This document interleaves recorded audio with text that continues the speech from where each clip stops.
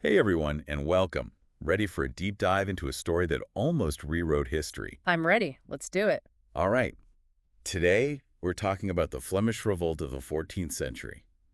Think taxes are rough now. Oh, yeah. Well, imagine a society where on top of taxes, you've got forced labor and arrogant lords lording over you. Sounds fun.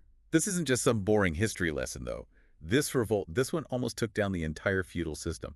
Wow. So how did they get so close? Who are these figures leading the charge? It's funny. We often think about peasant revolts as these sudden explosions of anger. Right. But the Flemish Revolt, it was more like a pressure cooker. It was simmering for years before it finally blew. Okay, I'm intrigued. To really understand it, I think we have to put ourselves back then. What was life actually like for the average person in 14th century Flanders? All right, so paint me a picture. What's the scene? What's going on in Flanders? Okay, so picture bustling cities, especially Ghent, and they're booming with textile production. Flanders was basically known for its fine wool. Ah, so the good stuff. But all that wealth, it wasn't exactly making its way down to the people, the ones actually doing the weaving. Yeah, classic case of the wealth concentrated at the top. Always a recipe for trouble. So what were the specific things, the burdens that made life so hard for, the average person? Well, taxes were a huge one. Of course. And we're not just talking one tax. We're talking taxes on everything. Salt, property, just chipping away at your earnings. Yeah. And then on top of that, there was this lovely little practice called corvées. Levée? Yeah. I'm sure. What were those? Basically, it was forced labor. Ah. So imagine, right? You're already trying to make a living. Yeah. And now you have to go work for free on your lord's land. Oh, and you have no legal rights at the whim of your local lord. Yeah, not a great situation. So you can see why things eventually reached a boiling point. Yeah, for sure. And then enter, stage left, Louis de Nevers, the Count of Flanders. Yeah. And our sources tell us he had big ambitions. Of course. Which usually means... Needs more money. Exactly. Always. So who's going to pay for it? The peasants, right. Who else? Yeah, classic move. So he raises taxes even higher. Talk about adding fuel to the fire. Yeah. I have a feeling this tax hike wasn't just about the money itself. You got it. Right. It was about something bigger. Yeah, it was like a symbol of everything the people hated about the system. The final straw, all that resentment, decades of it all coming to a head, like a powder keg. And from that explosion emerges a leader, Jacques van Artevelde. And this is where things get interesting. He wasn't some peasant himself. Right. He was from a wealthy merchant family. Exactly. So what's the story there? How does this guy end up leading a peasant revolt? It's really fascinating. He was a very skilled orator. He could connect with people from all walks of life, the peasants, the urban workers, even some of the merchants who weren't too happy with the Count's policies. That makes sense. He knew that to succeed, he needed to bridge the class divide, and he was brilliant at it. So it's 1325. Things are getting real. Peasants, workers, even some merchants, they're united under Van Artevelde. I'm picturing castles under siege, treasures being seized, the whole system turned upside down. What were some of the highlights? Oh, it was nonstop. The sources talk about peasants storming castles, What? seizing land, taking back what had been denied to them. Wow. There's this one detail that always sticks with me. They seized this massive chain. It was used to block the river Scheldt. Really? Yeah, the Count controlled trade with it. Oh, so it was a statement. Yeah, by breaking it, they were saying, we want economic freedom. Powerful. So they're making statements, they're winning battles. This leads us to 1328 and the Battle of Middelburg, a battle that could have changed everything. It really could have. What made this battle so important? This was more than just a battle. This was like a clash of ideologies. Imagine if the rebels had won. Feudalism in the region, gone. Poof. It would have sent shockwaves through Europe, inspired others to question the whole system. Okay, so why didn't they win? Well, they faced some real challenges. Not quite. They were united in their anger, but they weren't a professional army. Right. They lacked the discipline, the training, and there were internal divisions, because of the different groups in the rebellion. Makes sense. It's one thing to rise up, it's another to keep a military campaign going. And then, the French king got involved, Philip VI. Oh, yeah. When the big guns come out to play. Exactly. He saw this revolt as a threat. I bet. He decided to back the Count. Ah, so the rebels were outnumbered. Yeah. Facing internal problems. Yeah. Eventually, they were crushed. What a bummer. But earlier you said that even though they were defeated, this wasn't just some random event. What makes the Flemish Revolt so much more than just a failed rebellion? They went beyond just complaining. It was deeper than that. They wanted a fairer society. And even though they didn't succeed, their struggle, it inspired future generations. They planted the seeds of change. So this event in Flanders in the 14th century, it had a ripple effect across Europe. Yeah. Sounds like the defeat wasn't the end of the story. Not at all. What happened next? How did those seeds actually grow? Well, imagine the scene after the battle. The dust settles, and Count Louis, he's not exactly feeling merciful. Yeah, I bet. After a challenge like that. He wasn't going to let it slide. Yeah. The historical records, they talk about a pretty brutal crackdown. Executions, harsh punishments for anyone who was part of the revolt. A strong message. Don't even think about trying this again. Exactly. But like we said, the seeds of rebellion, they were already planted. Right. So how did that play out? Did future revolts, did they learn anything from the Flemish Revolt? Like tactics, strategy? Oh, absolutely. The Flemish Revolt, it became a blueprint for resistance. I mean, think about it. They actually disrupted one of the most powerful systems in Europe. Yeah. For a time, at least. And that's inspiring. Definitely. So, for example, there's this tactic, chevaucher. The Flemish rebels, they used it really effectively. Basically, fast raids on enemy territory, disrupt supplies, demoralize the opponent. Ah, hit and run. Exactly.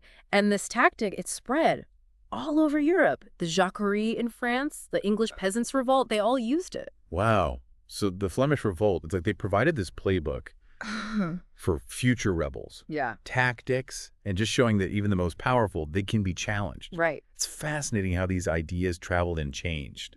But it wasn't just the military stuff. The Flemish Revolt, it also seems like it changed how people thought about power, about how they were governed. You're right. Remember how during the revolt, in some places, the rebels actually set up their own governments? Oh, yeah, yeah. They had committees, made decisions together. They were running things without the traditional rulers. Like a mini experiment, right in the middle of medieval Europe. Yeah, pretty radical for the time.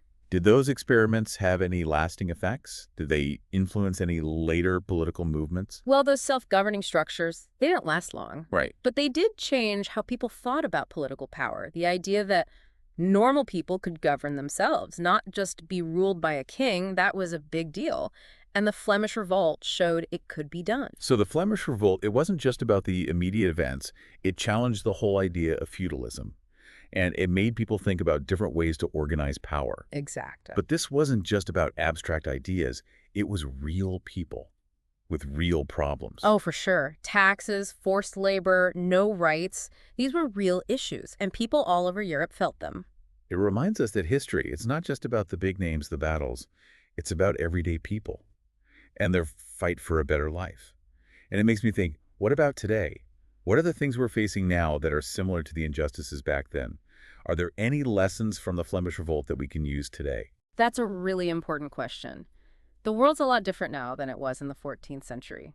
We have new tools, new systems, new problems. A revolt might not be the answer. But the spirit of the Flemish Revolt, that refusal to just accept injustice, that's something we can learn from. So how do we use that spirit today? How do we fight for a fairer world? What can we actually do? Well, I think the first thing is education. The more we understand about the systems that create inequality, the better we can fight them. We need to think critically, question the narratives we're given, look for different perspectives. Knowledge is power. But education alone, that's not enough, right? Right. We also need to speak up, hold those in power accountable, support organizations working for change, maybe join peaceful protests, contact our representatives, use our platforms to talk about the things that matter. So there's no single solution. There are lots of things we can do depending on our skills, resources, and what we're passionate about. The key is not to stay silent. Exactly. The Flemish Revolt shows us change doesn't come easy. It takes courage, dedication, standing up for what's right, even when it seems impossible. It reminds us that we all have a role to play. Maybe we're not leading armies or storming castles, but we can all do something to make the world a fairer, more just place. And that's a powerful legacy, don't you think? The Flemish Revolt, it was a moment in history, but it's spirit that can live on in what we do today. So as we wrap up this deep dive into the Flemish Revolt, we want to leave you with this question. How will you use the spirit of those rebels in your own life? What actions, big or small, will you take to fight for a better world? The answers, they're up to you. Thanks for joining us on this journey, and until next time, keep questioning, keep learning, and keep fighting for a better world. So we've talked about how the injustices back then in Flanders, they kind of resonate with some of the stuff we see today. But here's the big question, the one I keep coming back to. What would a Flemish revolt look like now in the 21st century? How do we, channel that same energy, that fight for a fairer world? That's the question, isn't it? The million-dollar Chulshan. But we got to remember, the world's different now. It's not the 14th century anymore. We have different tools, different problems. Maybe storming a castle isn't the answer. Right. The spirit of it, that refusal to accept things as they are, that willingness to say, no, this isn't right, that's something we can definitely use. Okay, I like that. So how do we translate that spirit into action? What can we actually do? What are some, real steps we can take to fight the injustices we see? Well, first off, we got to learn. We got to educate ourselves. The more we know about how these systems work, the systems that cause inequality, the better we can fight them. We got to think critically, question what we're told, and look for different viewpoints. So knowledge is power, right? Classic line, but it's true. But knowing stuff, that's not enough on its own, is it? Nope, not at all. We got to speak up, too. Hold people accountable, the ones in power. Support those groups who are working to make things better. Maybe join a protest, a peaceful one, of course. Contact your representatives, the people you voted for. Use whatever platform you have to raise awareness. Talk about the stuff that matters. So it's not like there's one right answer. It's more like a bunch of different things we can do. Yeah. Whatever works for us, for our skills and our situation, The important thing is to do something, to not just sit back and let things happen. Exactly. The Flemish Revolt, it shows us change is hard. It takes guts, it takes commitment, it takes being willing to stand up for what's right, even when it feels like you're fighting a losing battle. It's like they're saying, hey, we all have a part to play. We might not all be leading revolutions, but we can all contribute, even in small ways, to making the world a little bit better, a little bit fairer. And that's a pretty powerful legacy to carry on, isn't it? The Flemish Revolt might have been a moment in time, but the things they fought for, those ideas, they can live on in us and what we do today. So as we wrap up this deep dive into the Flemish Revolt, we'll leave you with this. How will you carry on the spirit of those rebels?